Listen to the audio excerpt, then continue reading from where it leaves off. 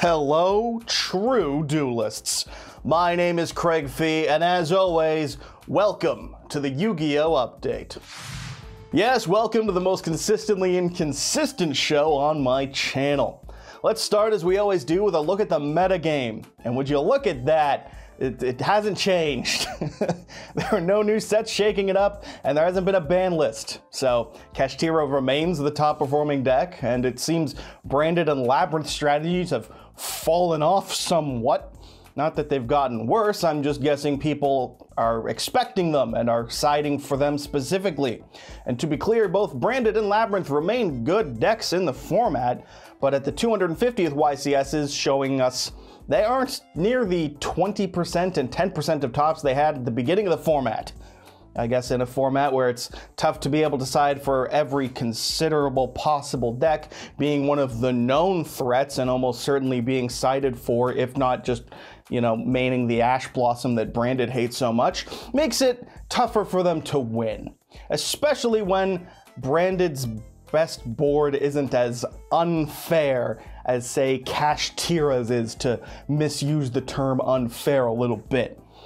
Because are you prepared to side for things that aren't Branded and Labyrinth and Kashtira and Sprite? I know I'm not. Matter of fact, I'm not prepared as shit for things like Generator. Is your Generator matchup, the top of its game, is the best it can be?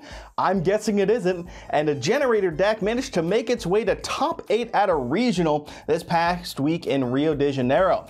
Which, yes, is Latin American, but that works in my favor, quite honestly, because I'm going to be using it as the highlight for this week's Spice Watch. Dire be praised. A Generator deck topped and was playing some interesting choices. Main decking 2 Skill Drain for, hate purposes.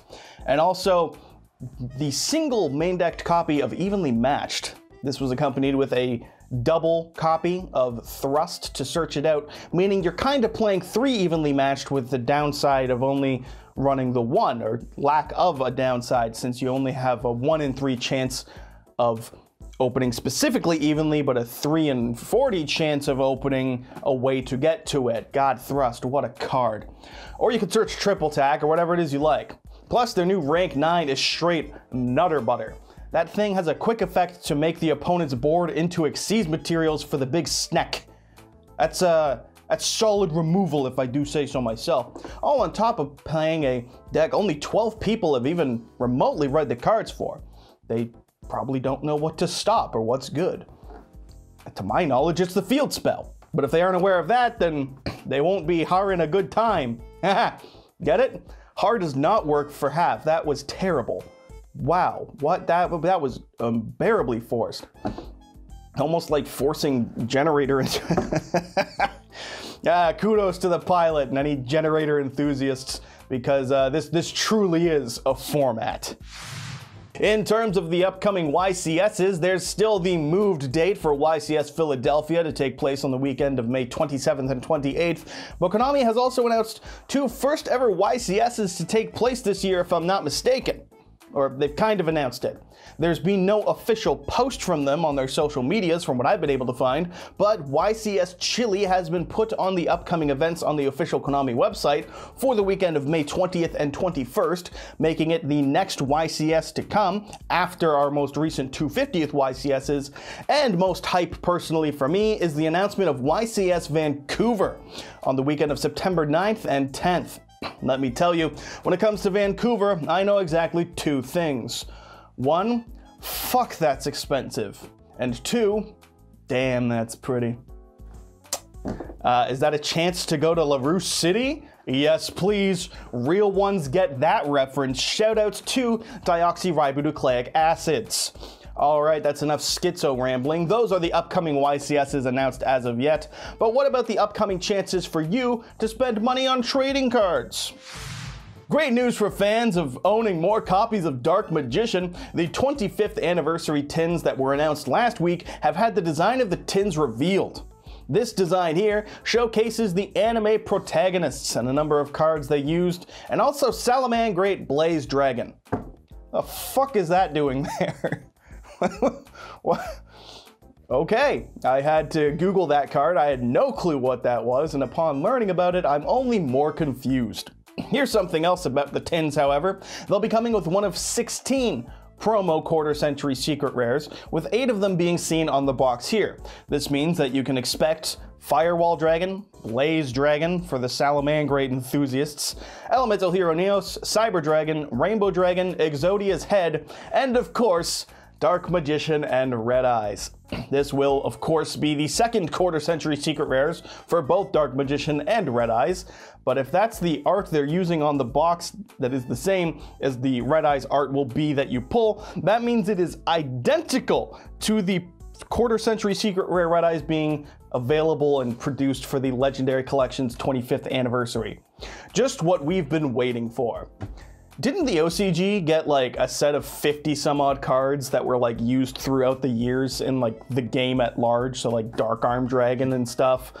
And here we get the same Red Eyes twice. Cool. Not to mention, who designed this?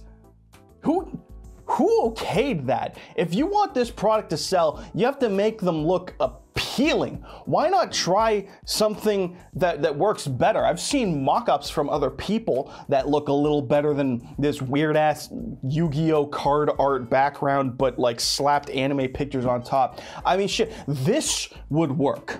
All right, I cooked this up in like 3 minutes, and now when I go to the gates of heaven, assuming there's an afterlife, I have to explain that to God, and I don't think I can do that. But even that would probably appeal to more people visually than whatever the hell it is they've officially produced. I'm just confused as to why it has to be so ugly. But then again, quarter century secret. Moving on. In other news, OTS Pack 22 has had its first ultimate rare confirmed, namely being Branded Fusion. Yes, Konami sees fit to disrespect branded players following the 2 structure decks giving us common Ash Blossoms by then making branded players go out and buy ultimate rares to experience playing a $100 card and losing to a $4 one. Sucks to suck, I guess. OTS Pack 2022 will be released at your local OTS stores on July 19th in North America, and because Europe apparently lives in the future, they'll probably get it on the 18th, because that's just how Europe works. We'll get the other 2 ultimate rares revealed at some point, and I'm sure they'll be cool. In Master Duel, the 10th of April saw the release of tier limits to the platform. This is great for fans of the debates on whether or not Tier Shizu is fun or enjoying it inherently makes you Satan, because those are the 2 stances you are allowed to have. This is, of course, the most rational response to the state of a free-to-play card game simulator and the decks available on it. In other news for the platform, however, we had the next Duel Pass announced, including the usual gems and points for your ultra and super rare cards, and a gay Dante icon available as well. Hoo-wee, that is something. You can also get a red icon frame, but shoutouts to Halo Infinite charging you $7 for the color red. In this, you just have to duel a bit. There's also an alternative Earth's Arctic Arts to remind you how cool your deck could look, so long as you were willing to lose constantly if you would just play that deck, and a Suship Mate. Nice. All will be available for the next 70 or so days, so I hope you like tier matchups, because that's just about all you'll be seeing. Also, this past week, there's been like 812 new cards revealed, because it's April, and that's just what happens in April, I guess. From the Volcanic Archetype support Payne was willing into existence all these years, to colorless the disappointment of Dark World, and including the earliest cards of the new Red Dragon Archfiend structure deck in the OCG. I've colored all of them and more. Did I say colored or covered? All of them and more in new card reports, so if you want to check those out, feel free. And if not, don't worry, because I'm already moving on to the next segment. In community news, our community's own Payne has at long last ended his 1,505-day trial and purgatory, because at long last, we have volcanic support in the Yu-Gi-Oh! Trading card game, or revealed for the OCG, but soon enough, soon enough. Yes, it's been a long-ass time, including a 3-year anniversary that was held last year that even my dumbass made a video about, just because it's that well known that Payne is just waiting for just pyro support in general, especially volcanic, but he was just hoping for even pyro, and he got all he wanted and more. Or at least, you know, volcanic got support. So huge congratulations to Payne, you son of a bitch. You did it. A salute to Volcanic's strongest soldier, and I can't wait for the next 1,505 days when we can get our second wave of volcanic support. Hopium. Also this past week has been a continued debate as to the quality of the quarter-century secret rare. A number of people feel that the rarity looks too similar to Starlight rares, which for some makes them feel it's an uninspired rarity. It's not really a celebration. It's just a different version of something we already had, not worth, you know, the 25th anniversary of the card game. And others feel it just devalues Starlights. This is mostly similar in design to the OCG's 20th anniversary rarity special thing that they had, if I'm not mistaken. So the TCG isn't exactly out of line in that sense. It's just, well, people want to complain.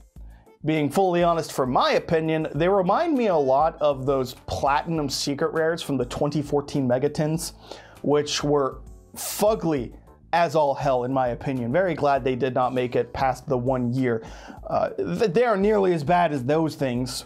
Rip to Susawano and, you know, Fire King, but until we reach the point where we're getting the core sets that also have the quarter-century secret rares and whatnot, all I've seen right now are the promo versions, which have been anime hype, because that's what sells best in the TCG, I suppose. So they just exist as like pack filler, promo filler nonsense in my eyes. I'm pretty neutral on this. If people like the Starlight design, this is a great way for them to get it on probably a card they like at an affordable rate. And if people don't like it, then it joins the ranks of platinum secret rares in, you know, boxes and binders around the globe. Let me know what you think. Do you think the card looks cool or is it ugly? People want to debate. It's the internet. They're gonna do that. Thanks this week, as always, go to our sponsor, the LIFD Magnetic Display. The best way to support the channel currently, and a great way to display your favorite cards. Hell, use my discount code for 15% off and you can get yourself 2! One for each quarter-century rare Red Eyes with the same damn art. It just makes me want to collect just so many of the exact same card in the same rarity. Clicking the link in the description also will work. You get that discount. And thank you, as always, to LIFD for the support. And thank you for watching. As always, I've been your host, Gregory Feganite, and make sure you subscribe to Yugioh Strats for next week's update to impress your smoking Italian wife, and so you too can be a true duelist.